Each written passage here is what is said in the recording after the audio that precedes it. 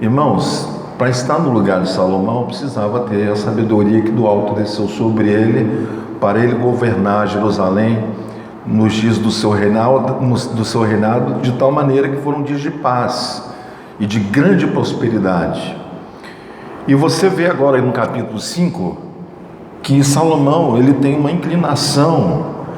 Deus sondou o coração de Salomão e ele disse: eu vou erguer a casa ao meu Deus. Eu erguerei uma casa ao meu Deus. É o que a gente acabou de ler aqui. Pelo que intento edificar uma casa ao nome do Senhor meu Deus, como falou o Senhor a Davi, meu pai, dizendo que seria ele que iria construir. Hoje nós estamos no tempo chamado graça, na dispensação do Espírito Santo. Hoje nós temos em Cristo liberdade para ver as coisas como os judeus naqueles dias não viram. Eles viram a sombra, nós conhecemos a realidade. O Senhor Jesus é a nossa realidade. O nosso Senhor e amado Salvador Jesus é o nosso padrão de medida. Nele nós devemos manter os olhos, sempre. Quando você estuda a história do tabernáculo, está sendo preparado talvez um estudo, vai ser feito aqui. Eu pedi para um dos irmãos preparar esse estudo. Vai ser muito importante, porque nós vamos ver que a figura do tabernáculo tem tudo a ver com a pessoa de Jesus. Cada peça, cada coisa que foi orientado pelo Senhor Deus a Moisés, para que ele erguesse no meio do deserto, o tabernáculo apontava para a pessoa de Jesus. O tabernáculo em si mesmo era a pessoa de Jesus simbolizada. Agora, Salomão ergue então a casa ao Senhor. E aqui nós vamos ler alguns textos. Capítulo 6 de 1 Reis diz que Salomão edifica o templo. Eu quero ler com os irmãos essa descrição. No ano 480, depois de saírem os filhos de Israel do Egito, Salomão, no ano 4º do seu reinado sobre Israel, no mês de Zive, este é o mês segundo, começou a edificar a casa do Senhor. A casa que o rei Salomão edificou ao Senhor era de 60 côvados de comprimento, 20 de largura e 30 de altura. O pórtico diante do templo da casa media 20 côvados no sentido da largura, do lugar santo contra 10 de fundo. Para a casa fez janelas de fasquias fixas superpostas. Contra a parede da casa, tanto do santuário como do Santo dos Santos, edificou andares ao redor e fez câmaras laterais ao redor. O andar de baixo tinha 5 côvados de largura, o do meio 6 e o terceiro 7, porque pela parte de fora da casa em redor fizera reentrâncias para que as vigas não fossem introduzidas nas paredes. Edificava-se a casa com pedras já preparadas nas pedreiras, de maneira que nenhum martelo, nem machado, nem instrumento algum de ferro se ouviu na casa quando a edificavam. A porta da câmara do meio do andar térreo estava ao lado sul da casa, e por caracoles se subia ao segundo, e deste ao terceiro. Assim edificou a casa e a arrematou, cobrindo-a com um tabuado de cedro. Os andares que edificou contra a casa, toda eram de 5 côvados de altura, e os ligou com a casa com madeira de cedro. Então veio a palavra do Senhor a Salomão, dizendo: quanto a esta casa que tu edificas, se andares nos meus estatutos, e executares os meus juízos, e guardares todos os meus mandamentos, andando neles, cumprirei para contigo a minha palavra, a qual falei a Davi teu pai, e habitarei no meio dos filhos de Israel, e não desampararei o meu povo. Olha o que Deus falou com Salomão. A responsabilidade que Salomão recebeu de Deus for uma grande responsabilidade. Por isso que o texto na palavra de Deus diz que aquele a quem muito foi dado, muito lhe será o quê? Cobrado. Recebeu muita autoridade, muito poder, você um dia vai ter que responder por aquilo que você recebeu. E a Bíblia diz que então, depois que Deus fala com Salomão, Deus coloca naquela fala uma promessa: enquanto você estiver na linha, os seus dias serão dias de paz. Eu vou poupar o teu povo, eu vou poupar a tua nação. Por isso precisamos muito, irmãos, orar como a irmã Rosalina orou agora há pouco, pedindo que o reino de Deus venha sobre o nosso país. Que o reino de Deus seja instalado desde lá do Planalto, para que a paz do Senhor se estenda de lá para cá. Porque a autoridade vem de cima para baixo, não o contrário. Então, se houver um expurgo da corrupção, nós vamos tornar o nosso país um país paradisíaco. Nós temos tudo aqui. Irmãos, a gente reclama que a gasolina está subindo, mas todo mundo tem carro, ninguém parou de andar de carro. Nós reclamamos que a comida subiu muito, ninguém parou de comer, está todo mundo comendo. Você pode não ter algumas facilidades dentro de casa, mas pelo menos 3 refeições aos dias, eu acredito que todos aqui façam. Se você é membro da igreja ou que está aqui nos visitando, tem passado dificuldade, procure-nos, queremos ajudar você. A palavra de Deus diz através do rei Davi: fui moço e agora sou velho, nunca vi um justo desamparado, nem a sua descendência mendigar no pão. Então Deus empenha a sua palavra com Salomão e diz assim: se você fizer a minha palavra se cumprir dentro de Israel, nos dias do seu reinado haverá paz, haverá prosperidade. E aqui é muito curioso que ele diz: e eu habitarei no meio dos filhos de Israel e não desampararei o meu povo. Que coisa terrível você morar num país onde você tem a sensação de que Deus não está ali e que o povo está desamparado. Eu louvo a Deus porque com toda dificuldade, com toda roubalheira, com toda corrupção, nós ainda entendemos que o Senhor Deus não nos desamparou. Nós temos a sombra do Onipotente cobrindo a nossa nação. Está tudo subindo, está tudo ficando caro, mas nós estamos indo e vindo, comendo, bebendo e sobrevivendo. E se nós tivermos consciência do quão rico nós somos, nós vamos orar mais, para que Deus intervenha, trazendo o seu reino até nós. E aqui Salomão, então, ele começa a narrar. Eu quero ler aqui um comentário da revista, que foi baseado na história dos judeus, escrito por Flávio Joséfo, só para você ter noção da riqueza que foi fazer. Os irmãos leram aqui comigo que não houve uma martelada na montagem do templo. Por que isso? Reverência. Você não ouviu um serrote cortando madeira dentro do templo. Por quê? Reverência. Como foi feito o templo? Em silêncio. Em silêncio. Com reverência. Concentração. Porque era algo que estava sendo feito para a adoração do Santíssimo. Então tudo que foi cortado fora ali daquela região onde fora montado o templo. E a Bíblia diz, irmãos, que a nossa vida precisa ser uma vida de santificação, se quisermos ver o Senhor. Sem santificação, nenhum de nós veremos o Senhor. Olha o que diz aqui o subsídio histórico aqui da nossa lição.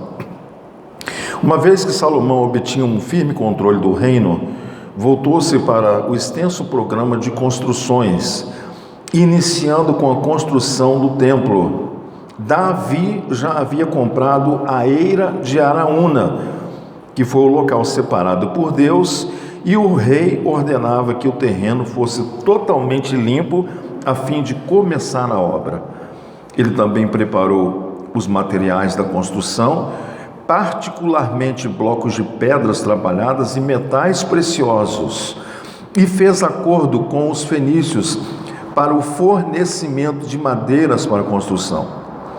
Tudo o que Salomão precisava fazer era reunir os materiais e construtores no mesmo local e dar o início à obra.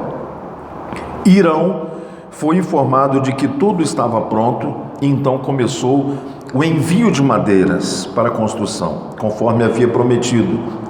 Agora presta atenção nos números que nós vamos ler aqui. Salomão enviou-lhe os gêneros alimentícios acordados e outros bens como forma de pagamento. Também foram convocados 30.000 cortadores de lenha, para que mensalmente, em turnos de 10.000 homens, fossem auxiliar os trabalhadores de Hirão no Líbano. 70.000 carregadores foram destacados para o serviço e mais 8.000 cortadores de pedras. Todos os trabalhadores foram supervisionados por 3.300 homens que respondiam diretamente a Adonirão, que fora o oficial encarregado dos trabalhadores forçados. Enfim, havia organização.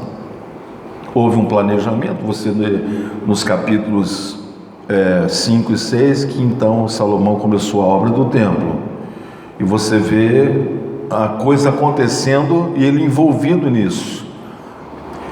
E depois Salomão acaba a obra do templo. Uma coisa que é muito importante nós notarmos é que antes de Salomão construir qualquer outra edificação, que não foram poucas, a primeira edificação dele foi a casa do Senhor. Quando você coloca o seu coração nas coisas de Deus em primeiro lugar, a sua vida segue a reboque. A bênção vai te acompanhar. Você pode ter certeza, se você honrar Deus com sua vida, com seu tempo, com seu talento, com seu dinheiro, você pode ter certeza, você vai ter largueza de vida. Isso não é o evangelho da prosperidade. Esse é o evangelho da palavra de Deus. Você pode ganhar um salário mínimo e ser mais próspero do que quem ganha R$1 milhão. A prosperidade não está ligada ao valor, está ligada à bênção de Deus naquilo em que se faz e como se faz. Nós temos aprendido esse princípio aqui. Existem pessoas que têm um salário de 15, 20 mil reais, mas já entram no mês já devendo. Existem pessoas que começam o mês com um salário mínimo e terminam o mês ainda sobrando alguma coisinha lá na poupança. Essa é a diferença de quem Deus põe a mão e abençoa, para quem não é abençoado por Deus. Então Salomão, ele priorizou a casa de Deus em primeiro lugar. Você quer que a sua casa seja abençoada? Priorize a casa de Deus. Quando Deus incomodar você com alguma coisa que você entrou no templo e viu e não gostou, ou o que está faltando, quem sabe não é essa a hora de você fazer uma oferta ao Senhor? Quem sabe essa não é a hora de você comprar aquilo que você está sentindo falta para a casa do Senhor? Geralmente aquilo que nos incomoda já é um chamado do céu para aquilo que Deus intenciona fazer através de mim. Como eu posso identificar o meu chamado ministerial? Geralmente o meu chamado ministerial está ligado àquilo que me incomoda. Você quer uma dica? Aquilo que faz doer a sua alma, existe uma grande possibilidade de mais de 90% de ser aquilo para o qual o Senhor Deus está chamando você. Deus desceu sobre Salomão com sabedoria, mas veio também sobre ele com riqueza, honra e glória. Aqui diz o comentarista algumas coisas que eu vou ler rapidamente para os irmãos. Primeiro, o nobre propósito de Salomão. O propósito de Salomão na construção do templo foi nobre. Diz aí o versículo que lemos no capítulo 5, verso 5, que ele quis edificar uma casa ao nome do Senhor seu Deus. Nisso se percebe que havia pureza no coração do sábio rei de Israel nos primeiros anos de seu reinado. Na construção do templo foram empregados diversos materiais de altíssimo valor, tais como o cedro do Líbano e muito ouro. Todo o templo foi revestido de ouro. O lugar santíssimo teve as paredes, o teto e o piso revestidos de ouro puro. Salomão quis demonstrar seu imenso amor a Deus, edificando-lhe uma morada de altíssima qualidade e excelência. Mas agora nós olhamos para os nossos dias. O Senhor nos ensina através dos apóstolos que o templo que Deus tem e Ele quer se manifestar hoje, não é esse local geográfico, mas o templo sou eu, o templo é você. 1 Coríntios 6,19 nos fala isso, que é nesse lugar que deve haver riqueza e beleza, porque ali o Espírito de Deus habita. Qual lugar? Eu. Qual lugar? Você. Eu e você devemos refletir a beleza de Cristo.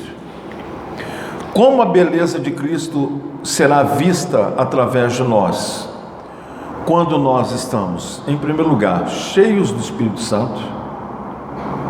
Um crente cheio do Espírito Santo, ele vai abundar no fruto do Espírito e vai abundar nos dons espirituais. Porque existem os dons espirituais. Os dons espirituais, eles não servem só para a edificação da igreja, mas eles servem para embelezar a igreja. Os dons não só edificam, mas embelezam a igreja do Senhor. Salomão teve o cuidado máximo de fazer tudo com reverência, e o mesmo cuidado nós devemos ter na nossa edificação espiritual, dando de nós o melhor, para o Senhor o melhor, santificando o nosso mundo mental, santificando a nossa casa, o Senhor, santificando tudo o que o Senhor nos confia a Ele mesmo. O que é santificar? É separar, é consagrar, é sagrar. Então, a igreja precisa ter esse entendimento que nós somos o templo de Deus. Nós hoje, debaixo da cobertura do sangue do Cordeiro, na nova aliança, nós somos hoje o templo de Deus. Deus não habita em templo feito por mãos humanas, mas Ele quer habitar em você. Então faça a sua parte. Se tem aí lixo dentro de você, precisa ser colocado para fora, porque o santo está em você. E se é um lixo que você mantém a sustentabilidade dele, você precisa invocar o sangue de Jesus para que tire esse lixo. Só o sangue de Jesus vai tirar. Só o sangue de Jesus vai ter esse poder de restaurar-nos por completo de dentro para fora. Aqui diz a última coisa que eu vou falar com os irmãos sobre a glória do Senhor. A glória do Senhor se manifestou no templo depois de pronto em duas ocasiões especiais. A primeira foi quando os sacerdotes levaram a arca para o lugar santíssimo. A glória foi tanta que eles não puderam permanecer de pé para ministrar os serviços sagrados. A alegria e o temor da presença de Deus fizeram Salomão proferir uma das mais belas orações escritas na Bíblia. Nessa oração, ele reconhece a grandeza, o senhorio, o poder, a misericórdia e o amor de Deus sobre todas as coisas. Olha o que diz aqui, que na primeira vez, quando a glória do Senhor desceu sobre o templo que Salomão edificou a Deus, diz que aqueles que estavam servindo no templo não puderam permanecer de pé para ministrar os serviços sagrados. O que acontece, irmão, se a presença real de Deus vier aqui sobre nós agora? Não fica ninguém em pé. E isso não se trata de reação emocional à presença de Deus, não. Se trata da gente desfalecer diante da presença dele mesmo. Se você pegar a história dos profetas que tiveram visões do Altíssimo ou visitações divinas, todos eles foram para o chão, todos. E alguns deles ainda narraram dizendo que se o Senhor não pusesse sobre eles a sua mão e os levantasse, eles permaneceriam mortos ali.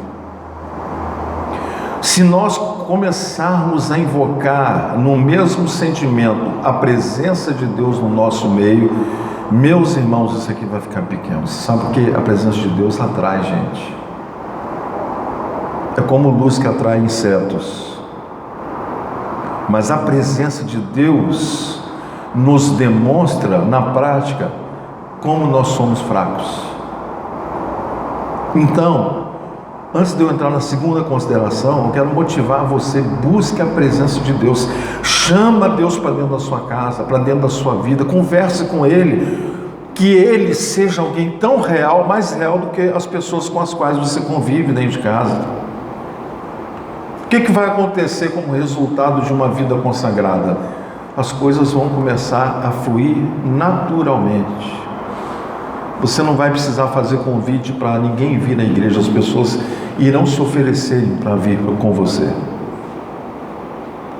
Você não vai precisar falar de Jesus, as pessoas verão Jesus em você.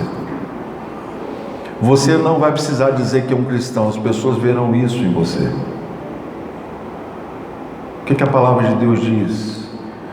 Que quando os discípulos da igreja primitiva começaram a expressar Cristo, eles foram nominados de cristãos porque se pareciam com Jesus. Os próprios apóstolos, especialmente os 12, eram tão parecidos com Jesus que foi preciso que um traidor identificasse que era Jesus, porque eram todos iguais. Maneira de falar, de sentar, o gestual, maneira de se vestir, gente, é cara de um focinho do outro. Mostra lá quem é Jesus para nós. Aí, tristemente, Judas fez o seu papel. Por qual razão? Eles eram cara de um focinho do outro. Se chamamos Deus de Pai, nós precisamos expressar mais a nossa filiação. Por isso, no terceiro ponto aqui que nós estamos lendo, diz que a glória do Senhor encheu o templo onde estavam os sacerdotes ministrando ali, os sacerdotes, os levitas ministrando na casa do Senhor. Eles não conseguiram permanecer de pé. Segunda coisa que aqui diz, que na segunda ocasião que a glória do Senhor se manifestou foi quando Deus respondeu a Salomão na inauguração do templo. Desta vez, além da glória, desceu também fogo do céu e consumiu o holocausto e os sacrifícios. É o que acontece quando nós nascemos de novo. É quando nós temos a experiência do entregar, do render a nossa vida ao senhorio de Cristo. É aquilo que o Senhor Jesus nos orienta quando escreve às igrejas, que a gente deve ter cuidado para não perdermos o nosso primeiro amor. E é um pecado quando um crente dentro da igreja vê um irmão novo na fé, cheio de vontade de trabalhar, se emocionando com tudo, com as coisas de Deus, e você diz assim: isso aí é primeiro amor. Não, o Senhor nos chama para voltarmos ao primeiro amor hoje.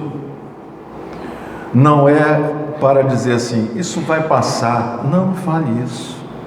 O Senhor não quer que passe. O nosso amor a Ele deve ser o amor acima de todos os amores que nós tivemos na vida. O amor seu por Deus deve ser um amor maior do que o que você tem por sua esposa, pelo seu filho, pelo seu esposo, pelos seus pais. Ele é o nosso supremo amor.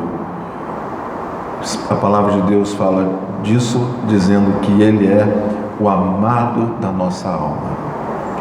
Nós vamos ficar de pé, nós vamos orar, encerrando essa breve consideração da lição. Eu acho importante a gente falar isso aqui. Domingo que vem, lição número 2, continua. A única coisa que houve de alteração, irmãos, foi só que a aula que seria dada hoje foi transferida para o domingo que vem, então todo mundo está com a escala, já sabe que não mudou nada para ninguém, tá bom?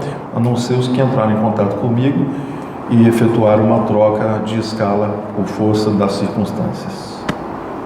Vou chamar a irmã Luzmar, vem cá, irmã Luzmar, para orar para nós, o Senhor possa nos abençoar, nos dando um domingo proveitoso em sua presença.